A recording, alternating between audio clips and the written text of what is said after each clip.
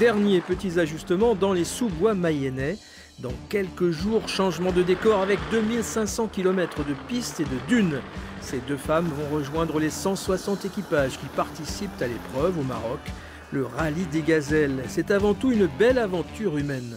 La seule chose qu'il nous faut, c'est de la volonté, c'est l'envie. Tout le monde peut faire ce rallye. C'est quelque chose qui nous apporte énormément. Un rallye, on connaît, ça nous apprend à connaître énormément de personnes. On rencontre des personnes complètement différentes, des personnes qu'on n'aurait jamais rencontrées si on n'avait pas fait ce rallye. Un rallye un peu à l'ancienne, 9 jours de course avec un roadbook, des cartes et des boussoles, version course d'orientation. Le travail de la partenaire est donc primordial pour garder le cap. Vous pilotez jamais ?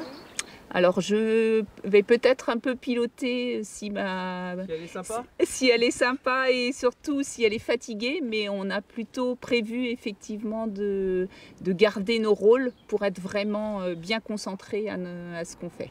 Et puis il y a la partie mécanique. Les deux concurrentes l'avouent humblement, elles ne sont pas spécialistes, mais comme il faudra quand même se débrouiller un peu, elles sont conseillées par un garagiste partenaire.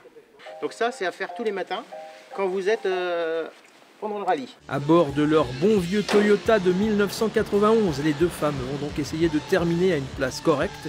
Sans oublier une action caritative, elles remettront du matériel scolaire à une association marocaine.